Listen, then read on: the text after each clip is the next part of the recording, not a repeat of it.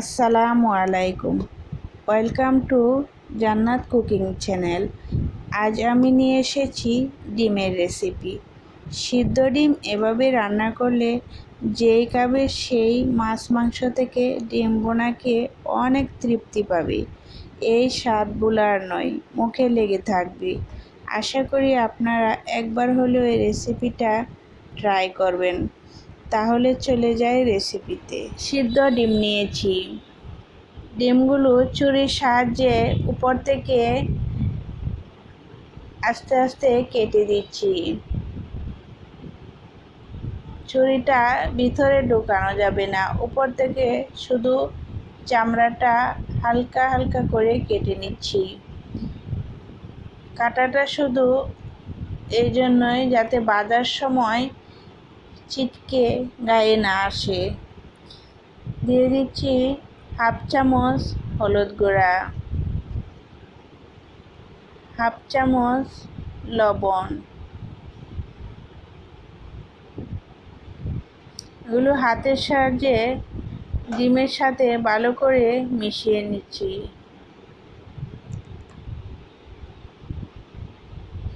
চুলায় একটা প্যান বসিয়ে দিয়েছি। প্যানটা গরম হয়ে এসেছে, দিয়েছি পরিমাণ মতো তেল।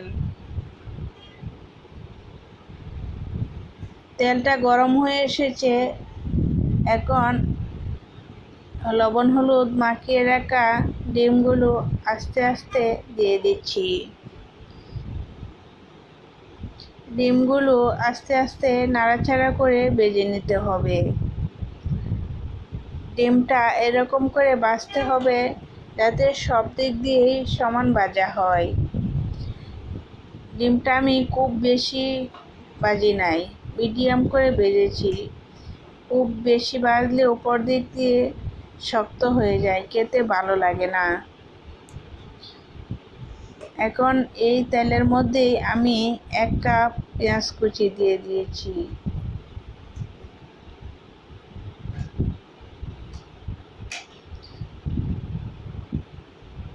দিয়েছি পরিমাণ মতো তেল। নাড়াচাড়া করে পেঁয়াজগুলো ভেজে নেব।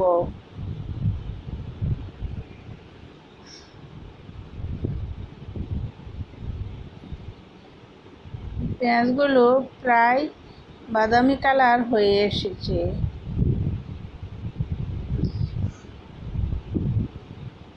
কিছুক্ষণ নাড়াচাড়া করলেই পেঁয়াজগুলো ভাজা হয়ে যাবে।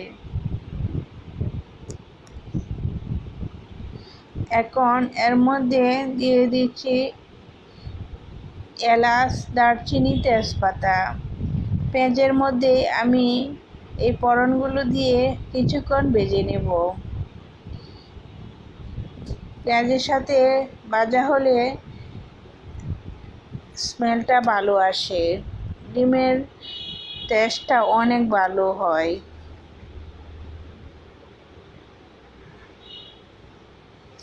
কিছুক্ষণ আমি ভেজে নিয়েছি। এখন 2 চামচ পানি দিয়েছি। দিয়েছি হাফ চামচ লবণ, হাফ চামচ হলুদ গুঁড়া, হাফ চামচ ধনিয়া গুঁড়া,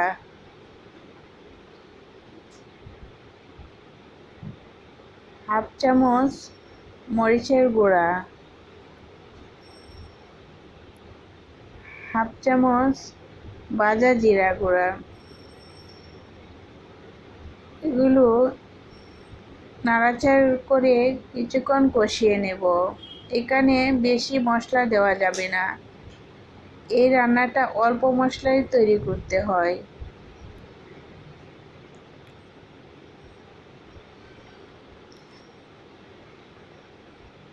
দিয়েছি 2 চামচ পানি, যাতে মশলাটা পুড়ে না যায়। কিছুক্ষণ আমি কষিয়ে নিচ্ছি। এখানে পানির দরকার নেই, এই রান্নাটা পানি ছাড়াই করতে হয়।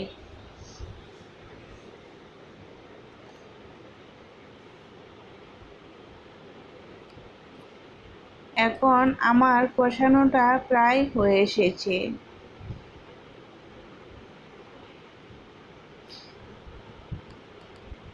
আমি ডিমগুলো আস্তে আস্তে দিয়ে দিচ্ছি। ডিমগুলো আমি ছুরির সাহায্যে ফালি করে নিয়েছি। ডিমগুলো কেটে নিয়েছি যাতে ডিমের ভিতরে মশলা ঢোকে। এই রান্নাটা এভাবেই করতে হয়। এভাবে করলে অনেক টেস্ট হয়। ডিমগুলো মশলার সাথে ভালো করে নাড়াচাড়া করে মিশিয়ে নেব। আর আলতোভাবে নাড়াচাড়া করতে হবে যাতে কুসুমগুলো ভেতর থেকে বের না হয়।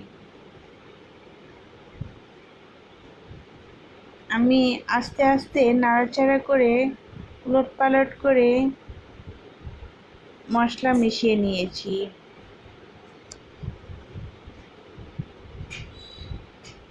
ডিম দেওয়ার পর খুব বেশিক্ষণ রান্না করা যাবে না। 3 থেকে 4 মিনিট রান্না করলেই রান্না কমপ্লিট। এখন আমার রান্না হয়ে এসেছে। ডিমগুলো উঠিয়ে নিয়েছি। এইভাবে ডিম রান্না করলে যে ডিম খেতে না চায় সেও ডিম খাবে। এভাবে ডিম রান্না করলে অনেক প্রশংসা পাবেন। সবাই আপনার প্রশংসা করবে।